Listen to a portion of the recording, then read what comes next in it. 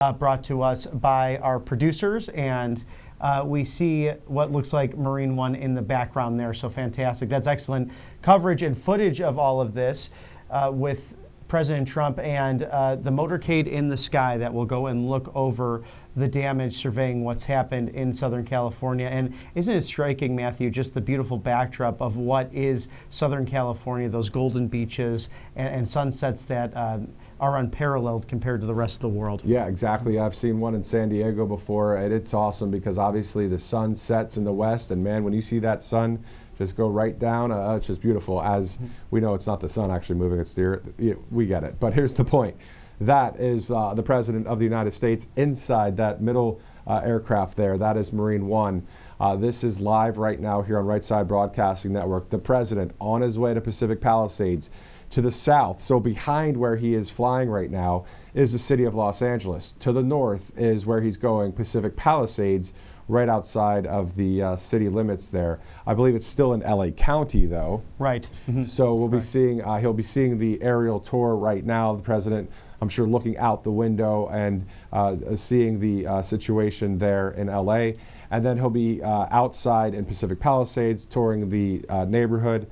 And then you see the ocean, I believe, right there on the right of your screen, as it's a little bit moving around, of course, but considerable in understanding, obviously, quite the image, a live image here from one of the aircraft to where the president is. And then that bottom right screen, that's where the commander-in-chief will be ending up today in LA.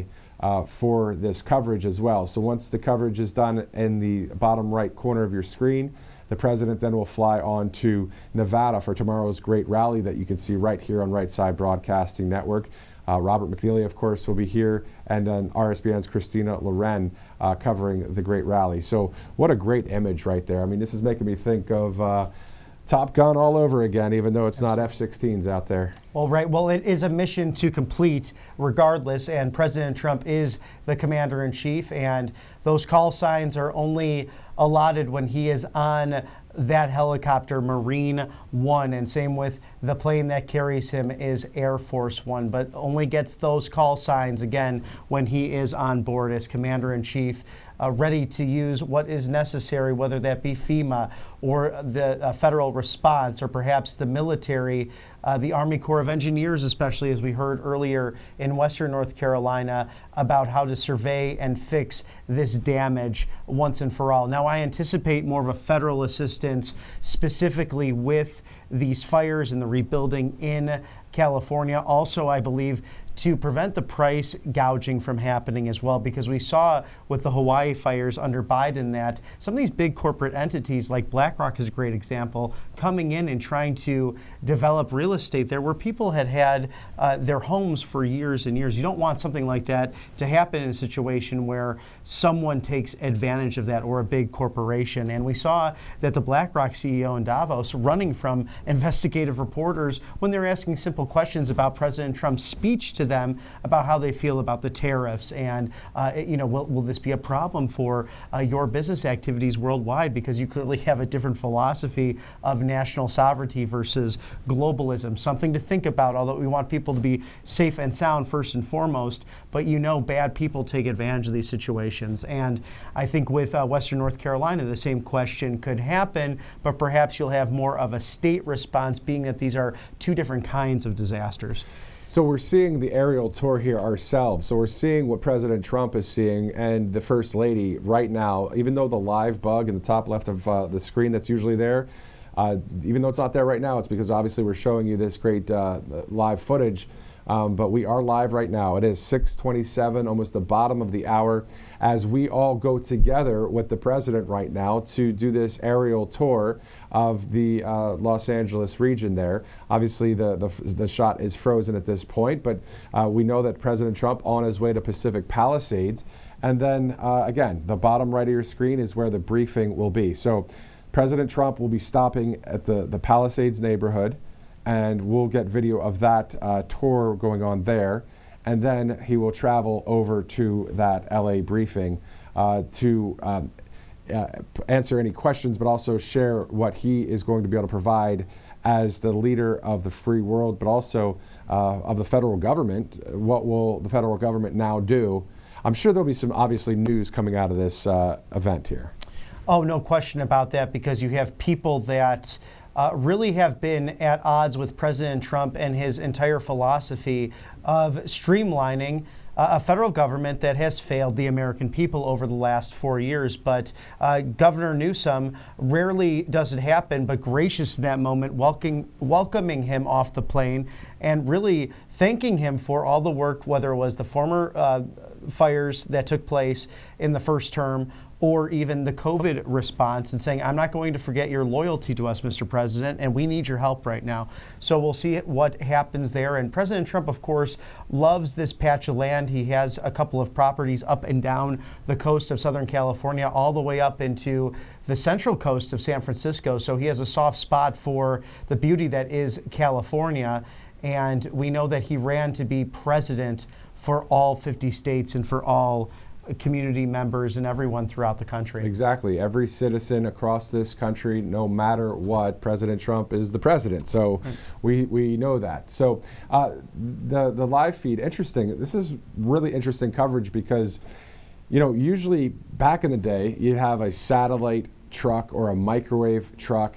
Now we have these smaller backpack style things that have cellular devices in there to be able to bring out a feed, Wi-Fi connected. Of course, with Elon Musk, you have Starlink to bring you these live vantage points.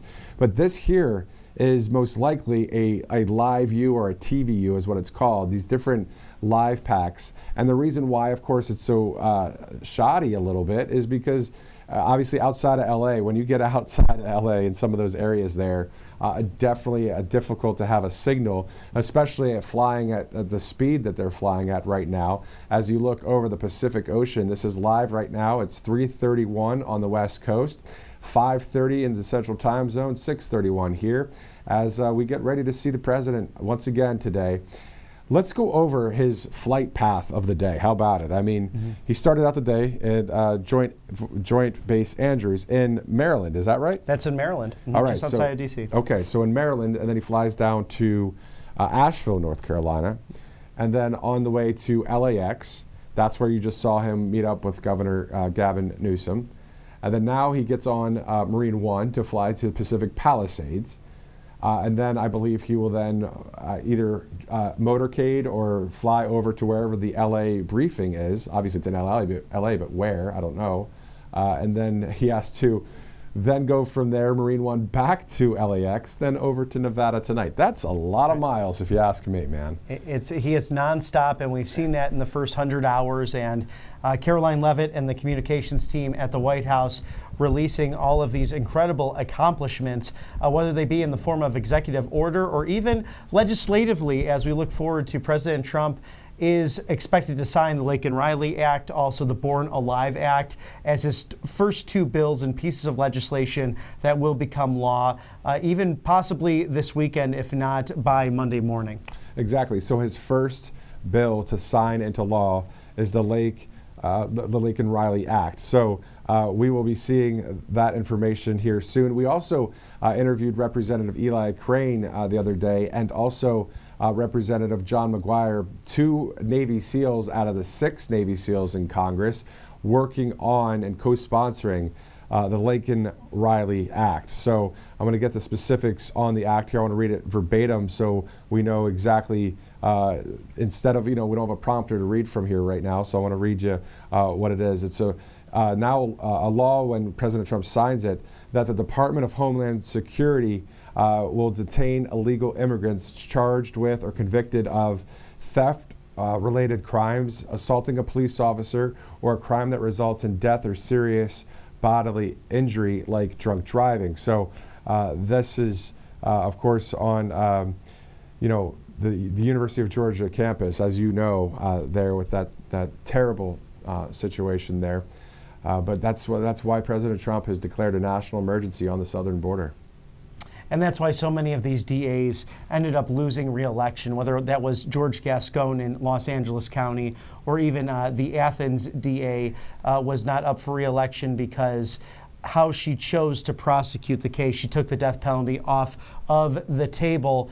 And therefore, the victim impact statements actually came into the record, and these poor girls, these roommates and family members all gave gut-wrenching testimony. I had spent an afternoon watching it for roughly about 3 hours. It was televised, and it was heartbreaking. And truly, these girls will live on with PTSD. They were like sisters to Laken, and one of them actually had mentioned, her name was Connolly, that she could not go and attend their normal jogging session in the afternoon in a very well-lit area. That's why it was amazing that no one was around in this park, a very popular park off the campus of the University of Georgia, where she was brutally attacked and raped and murdered.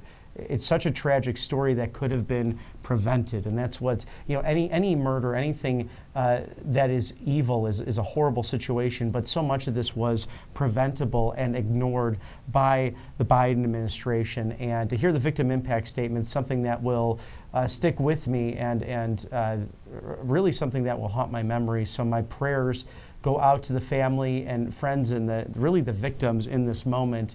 And it was a speedy case because there was so much overwhelming evidence. Even former President Bill Clinton said on the campaign trail in rural Georgia, if they had actually just had a safer process, a more streamlined immigration process, and not let so many people come over here just willy-nilly, it probably wouldn't have been talking about the issue.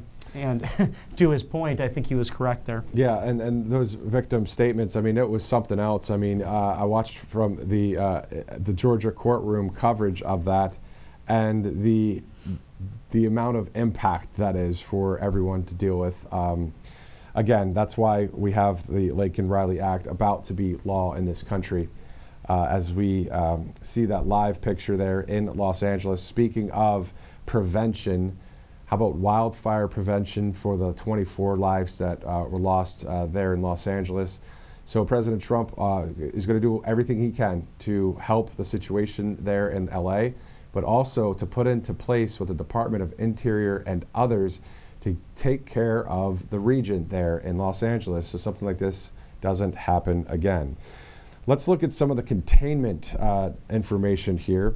It looks like the fires are at all 100% contained from the Oak Fire, Archer Fire, the Scout Fire. We're looking at a huge map. There's still about 77% containment at the Pacific Palisades. So literally, as we go on this aerial tour with the president and you, the viewer, as we kind of do this together, the Pacific Palisades still has that solid 23% still to go, or 23% that is still not on fire there. So we may see flames or smoke in Pacific Palisades as we do this aerial tour. And then President Trump will be landing soon, and he'll tour one of the neighborhoods devastated by fire. So many stories right now out there in Los Angeles. Of course, the second largest city in the United States, and a state that is so fed up, I believe. I mean, think about it, being a citizen in California, dealing with all of the high taxes and all of the more California, as they say. They just want to see success there and have someone like President Trump back in office. Obviously, there are a number of liberals still there, but a lot of them are probably saying, we need someone like Trump. I mean, look at this here, the aerial tour as they have, I believe, landed right there. Is that right? Yep. Looks like they've landed.